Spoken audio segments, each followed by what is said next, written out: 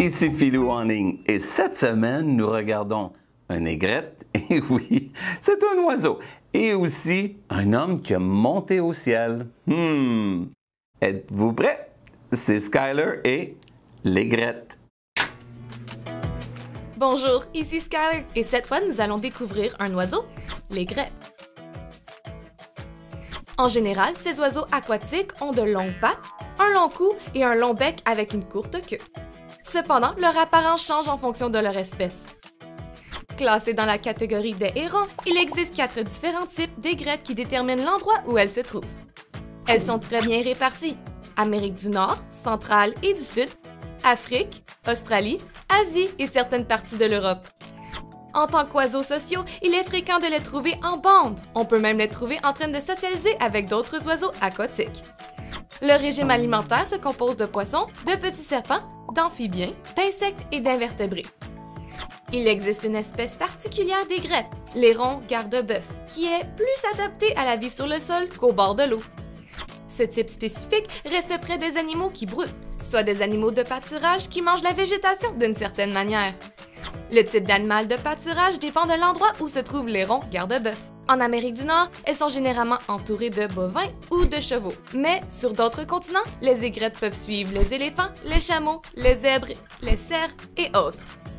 L'airon garde-bœuf se placera dans des champs secs pendant que l'animal mange de l'herbe. Lorsque les animaux se déplacent et mangent, ils perturbent les insectes sur la terre. L'oiseau en profite pour manger ces insectes. C'est pourquoi tu peux voir ces oiseaux près de ces animaux. L'aigrette peut aussi être appelée différemment selon l'animal auquel elle est associée. Par exemple, on peut aussi l'associer à l'éléphant, le rhinocéros ou l'hippopotame. Savais-tu que Jésus est aussi toujours près de toi? Savais-tu que Jésus est toujours prêt à t'aider? Sais-tu que Jésus a promis de ne jamais te quitter? Tout comme l'aigrette est proche des animaux qui paissent, Jésus est toujours près de toi. Il est là quand tu es heureux, il est là quand tu es triste, il est là quand tu manges, il est certainement là quand tu luttes. Dans la Bible, Jésus dit « Et moi, je suis avec vous tous les jours, jusqu'à la fin du monde. » Jusqu'à la fin des temps, Jésus est là. Ainsi, lorsque tu es confronté à des situations difficiles, tu peux te rappeler que Jésus est avec toi. As-tu vu? L'aigrette se tient pas loin des animaux qui broutent. Eh oui! Pourquoi? Parce qu'ils peuvent aller chercher de la nourriture, ils collent, ils restent avec eux. Eh oui! Et comme nous avons Jésus qui est avec nous. Il l'a promis. C'est ça qu'on lit dans Matthieu 28, 20.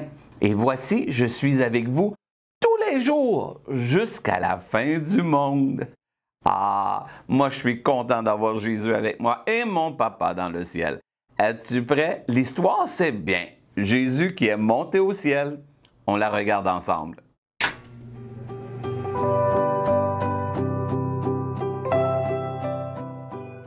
Connais-tu l'histoire de l'homme qui est monté au ciel en laissant un puissant cadeau à ses amis? Jésus.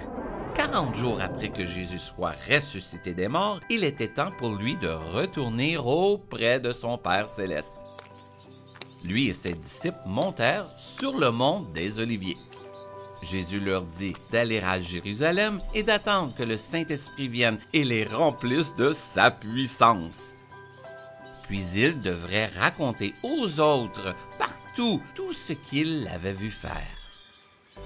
Et tandis que ses amis se tenaient là, au sommet de la colline, Jésus monta directement au ciel, dans une nuée.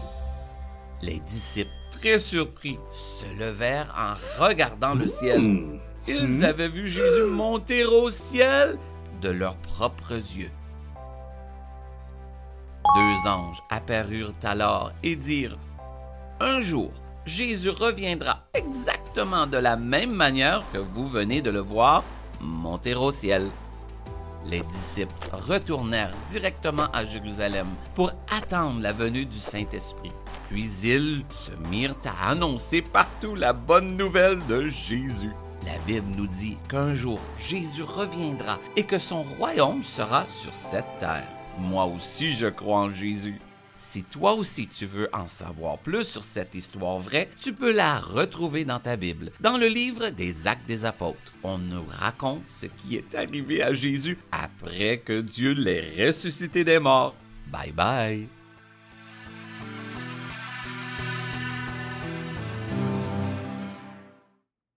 Tu as vu?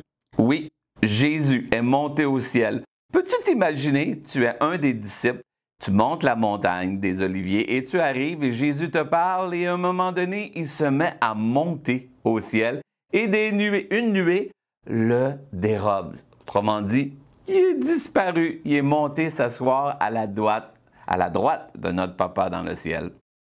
Et il nous a promis qu'il était pour rester avec nous. Comment est-ce qu'il reste avec nous lorsqu'on prie et on lui demande? Et aussi, il nous a envoyé le Saint-Esprit pour être avec nous aussi. Oh, oh, oh! Philou est content de voir que Jésus est avec moi. Es-tu prêt pour la mission de la semaine? On la regarde ensemble. Voici ta mission. En famille, vous allez parler de la première fois que vous allez voir Jésus et de la réaction que vous pensez que vous allez avoir. Alors c'est simple.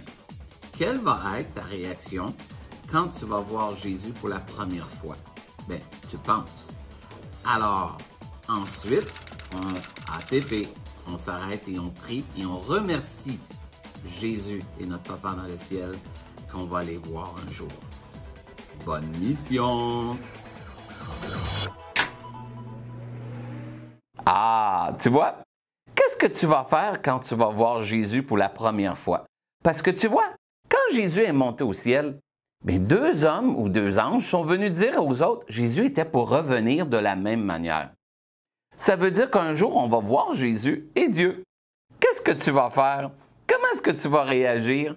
Parle-en avec ta famille et avec tes grands-parents aussi pour savoir comment tu vas réagir. Et n'oublie pas de prier et de remercier notre Papa dans le ciel parce qu'un jour, on va voir Jésus. Moi, je veux le célébrer. Et toi? Alors, ici Philou qui te dit Shalom!